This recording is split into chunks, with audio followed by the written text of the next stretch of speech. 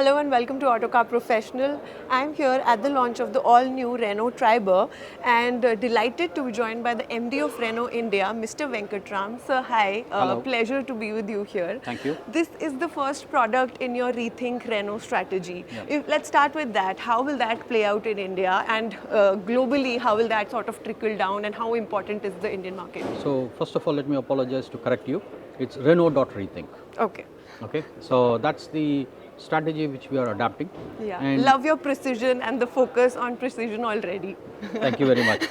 And this history starts back in 2023 when we announced 5,400 crores of investment. Correct. Along with our alliance partner, by the way.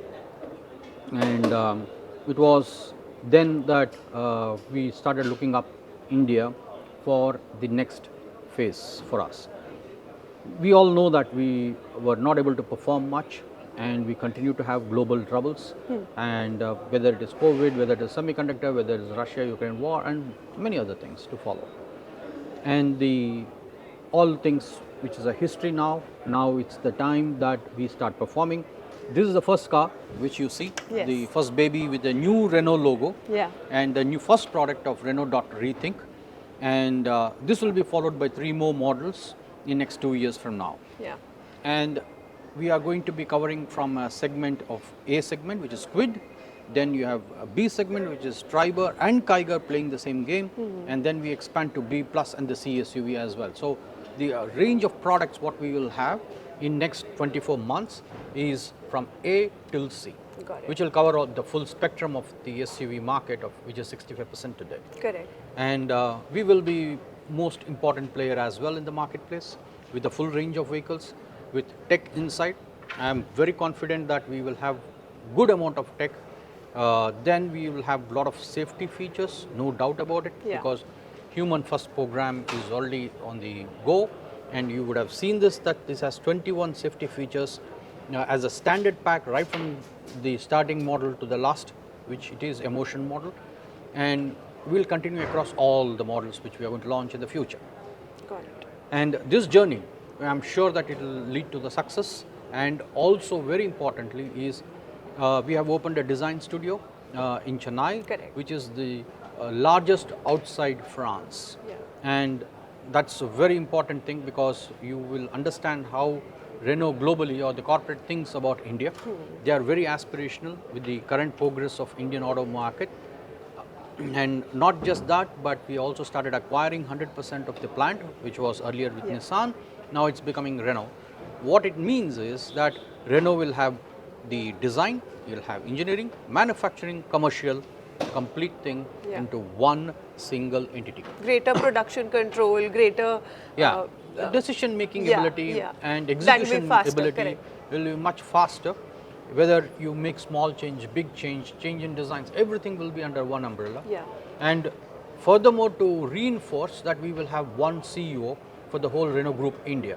So the organization will be a perfect pyramid, making everything easy to perform in India like the way the Indian OEMs are. Yeah. We So will much be no leaner different. organization. Exactly. Yeah. We will be no different than any of the competition who are in India, Indian OEMs. And what I would say, we are the first integrated OEM in India from Europe. Yes. Yeah. So this is going to be bringing a lot of success to us. Very interesting. This took almost 6 years for a facelift, and I think it was seeing its end of life cycle. I mean, natural, not like, I would not want to use the word death, but like a natural fizzling out. So why did you sort of decide to enter in this segment? What is the positioning strategy going to be? First of all, this is not a facelift. It's a completely new Triber, number one. And it's facing out the old Triber because we are upgrading this with technology and the safety features as well. So it is not a re-entry or anything. Okay. It is the next car which is coming from the Triber stable. So that's how you have to look at this as. Okay. And this is a very unique, spacious is the DNA of this space, we call it as. And there is no competition to this literally. It is almost 5 years, the first version was launched. Yeah. No one could match this and no one could replicate this model, which normally every model gets replicated in the competition, but none could do this as of now. Yeah. And we remain very unique in the marketplace, and the success of this was very vital before. and it continues to be a successful product in various other markets within India. And now with this revival of this product with features, safety features, tech, it will be far more appreciated by the consumers, and we believe that this will be a volume enhancer as well for us. Interesting. So how will we see your like other products of your portfolio getting enhanced? If you could talk about your portfolio strategy and positioning as well. See, we have a B plus SUV, C SUV, they are new, altogether new. Yeah. There is no revival or anything, it is landing new. So, we should see a good welcoming thing from the Indian customer base. Yeah, I'm sure volumes is again with this revived focus, volume again is a target. You've set like 5% market share target by 2030. If you could share your expectations from some of the volume drivers that you think could sort of make a dent, if that would be great. See, market share is something we should stop talking about it for a while, because it all depends upon your total industry volume. Yeah. Okay, it's a relative number. Yeah, yeah. Instead, let's talk about how much I will be able to use my capacity of the plant. That's the first foremost thing which we have to look for. Between me and between Renault and the alliance partner, both together we have to maximize utilization of the plant so that the whole thing becomes more economical. And economies of scale will always exactly. help. So one is the domestic for both us and the alliance partner, then the export for us and the alliance partner. This and the new models, which is B plus and C SUV coming in, which is coming in for alliance partner and us together. So this product lineup will get us volumes and build the plant capacity. So that's first endeavor, is to make sure you utilize your plant capacity efficiently. Yeah, very interesting. How well is India placed for your export strategy, making in India for the world? We've heard this over and over again, but how will it translate? We are already exporting. Yeah. Okay, we are into a dozen countries, Yeah. which are right-hand drive basically, and our alliance partner is already exporting to left-hand drive as well. More than that, we are already exporting 170 million worth of auto components from India to rest of the world. This will enhance, auto component export will enhance, because you will bring the B plus and the C SUV. So the parts of those vehicles also will get exported if we are competitive, obviously. We believe that we can be competitive, Indian auto base is competitive. Then there comes the vehicle side. So we have to, Renault has operations all over the world, wherever we are operating today.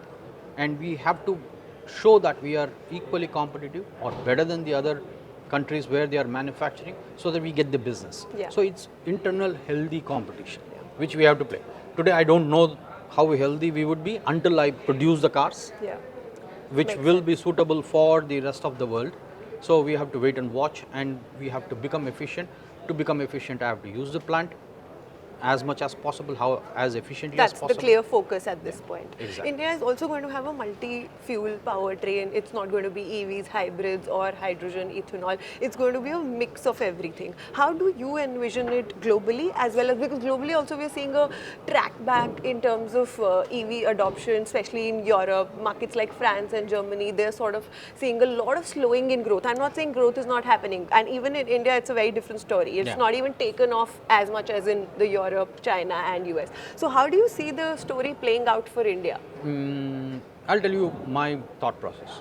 For Renault India, getting into any fuel technology is available with Renault at arm's length. Yeah. Okay, I don't need to go buy, innovate or do anything. Everything is available. Yeah. Whether you take hydrogen, HEV, EV, methanol, you name it, I have it. The mother place is Europe, where readily available, and its adoption which we have to do. Having said that, yes, you are right. We have to wait for the maturity to happen in India, that which direction we go. And then you'll sort of react. It's not a reaction, it is probably alignment. Gauging the market. You have to align, Yeah. which has government influence, your tax influence, your customer, your ecosystem. Which ecosystem will be more fast adaptable? How is your cost of acquisition? Where are you going to get your input raw material? Yeah. In the sense, for me, raw material is a battery pack or cells. You know? Cells, yeah. Now All this, with rare earth, even that is sort of... with the current situation, we are talking globally. Yeah. There is a lot of dilemma, Correct. ambiguity. So until this dust settles down and our CM is the apex body for all the OEMs. They are talking to the government to align one strategy. We will go with that strategy. Got it. So we are all waiting for CM's approach towards the government, talk in a common voice and reach to a conclusion, and there we align and move. Lastly, just leave us with you have a new CEO. What changes and what remains the same? If you could just envision. Everything changes because this position wasn't there before. Correct. It's a newly created position because R&T BCI, it was Renault Nissan, plant was Renault Nissan, R&T BCI was majority was Renault, plant was majority Nissan, and then RIPL, which is a separate entity for commercial and other functions. Now you are combining all this and making it into one entity. More efficient. Exactly. Yeah. So the CEO who is coming on the top, which is Stéphane Deblaise from Korea, he has that experience. He did that in Korea. He did it so perfectly that it is very successful today in Korea. He is the guy, best man suited for this job, and he is going to come and replicate his experience what he did in Korea. Yeah. So what else do you require? What happens? He is one man, and everyone reporting into him means the More decision nimbler. taken and the delegation, it's going up and down right inside the country. It is not jumping outside the country and reaching for something else. Makes sense. One. Two, it is only Renault. Earlier we had Nissan also in. So you had multi-pronged decision making because of various differences. Now it is one straight line. It's easy. Up and down is one line. So that makes the whole So big faster difference. product planning, faster Everything. decision making, Everything. nimbler organization. Everything. Interesting. So on that very positive note, thank you so much for Thank you. spending the time with us. Thank you very much. And sharing your insights. Thank you.